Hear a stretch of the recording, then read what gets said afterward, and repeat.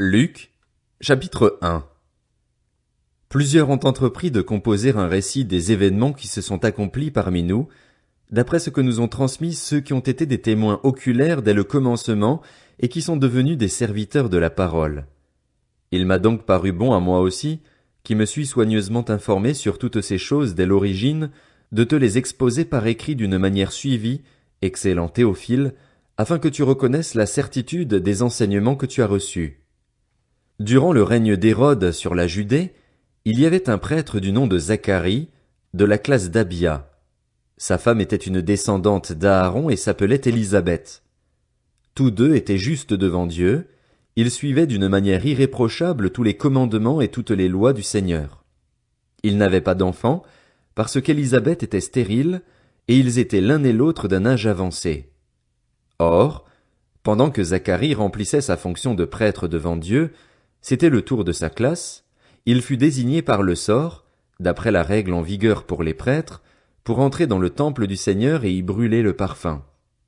Toute la multitude du peuple était dehors en prière, à l'heure de l'offrande du parfum. Alors un ange du Seigneur apparut à Zacharie et se tint debout à droite de l'autel des parfums. Zacharie fut troublé en le voyant et la peur s'empara de lui. Mais l'ange lui dit, « N'aie pas peur, Zacharie, car ta prière a été exaucée. Ta femme Élisabeth te donnera un fils et tu l'appelleras Jean. Il sera pour toi un sujet de joie et d'allégresse et beaucoup se réjouiront de sa naissance, car il sera grand devant le Seigneur. Il ne boira ni vin ni boisson alcoolisée et il sera rempli de l'Esprit Saint dès le ventre de sa mère. Il ramènera beaucoup d'Israélites au Seigneur, leur Dieu. Il marchera devant Dieu avec l'esprit et la puissance d'Élie pour ramener le cœur des pères vers leurs enfants et les rebelles à la sagesse des justes, afin de préparer pour le Seigneur un peuple bien disposé. Zacharie dit à l'ange, « À quoi reconnaîtrai-je cela? En effet, je suis vieux et ma femme est d'un âge avancé. » L'ange lui répondit, « Je suis Gabriel, je me tiens devant Dieu. J'ai été envoyé pour te parler et pour t'annoncer cette bonne nouvelle. Voici, tu seras muet et tu ne pourras plus parler jusqu'au jour où cela arrivera, parce que tu n'as pas cru à mes paroles qui s'accompliront au moment voulu. » Cependant, le peuple attendait Zacharie et s'étonnait qu'il s'attarde si longtemps dans le temple. Quand il sortit, il ne pouvait pas leur parler, et ils comprirent qu'il avait eu une vision dans le temple. Il s'exprimait par signes et il resta muet. Lorsque ses jours de service furent terminés, il rentra chez lui. Quelque temps après, sa femme Élisabeth fut enceinte. Elle se cacha pendant 5 mois, disant, « C'est l'œuvre que le Seigneur a faite quand il a porté le regard sur moi pour enlever ce qui faisait ma honte parmi les hommes. » Le 6e mois, l'ange Gabriel fut envoyé par Dieu dans une ville de Galilée, appelée Nazareth, chez une vierge fiancée à un homme de la famille de David, appelé Joseph. Le nom de la vierge était Marie. L'ange entra chez elle et dit, « Je te salue, toi à qui une grâce a été faite, le Seigneur est avec toi. Tu es bénie parmi les femmes. » Troublée par cette parole, Marie se demandait ce que pouvait signifier une telle salutation.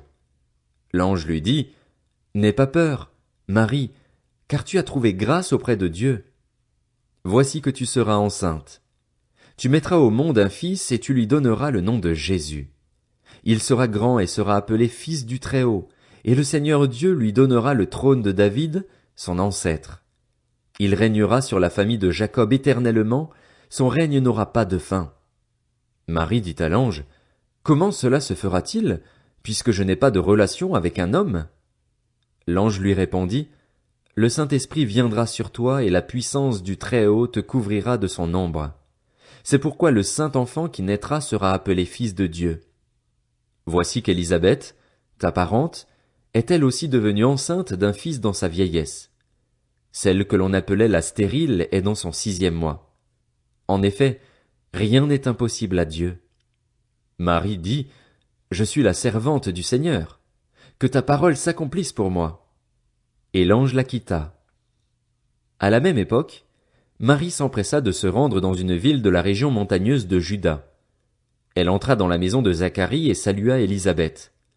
Dès qu'Élisabeth entendit la salutation de Marie, Son enfant remua brusquement en elle et elle fut remplie du Saint-Esprit.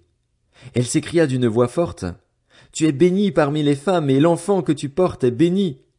Comment m'est-il accordé que la mère de mon Seigneur vienne vers moi?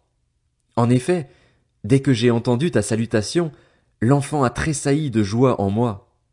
Heureuse celle qui a cru, parce que ce qui lui a été dit de la part du Seigneur s'accomplira. » Marie dit, « Mon âme célèbre la grandeur du Seigneur et mon esprit se réjouit en Dieu, mon Sauveur, parce qu'il a porté le regard sur son humble servante.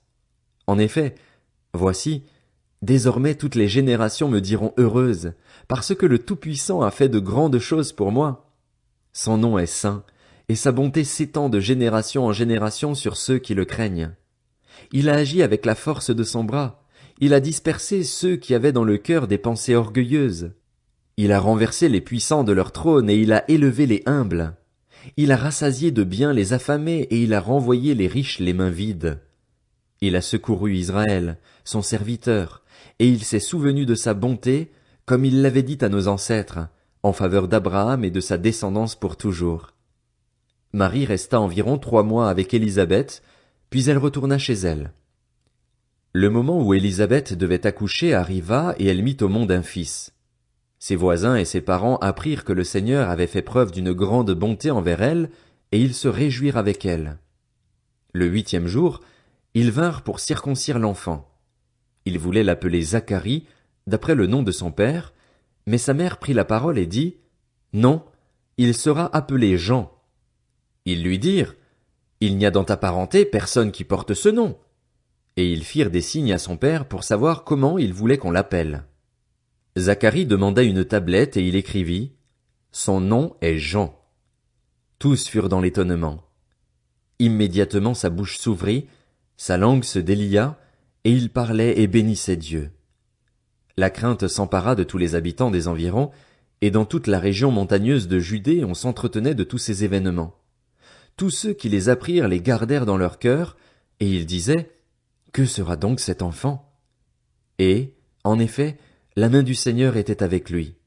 Son père Zacharie fut rempli du Saint-Esprit et prophétisa en ces termes, « Béni soit le Seigneur, le Dieu d'Israël, parce qu'il a visité et racheté son peuple. Il nous a donné un puissant sauveur dans la famille de son serviteur David. C'est ce qu'il avait annoncé par la bouche de ses saints prophètes des temps anciens.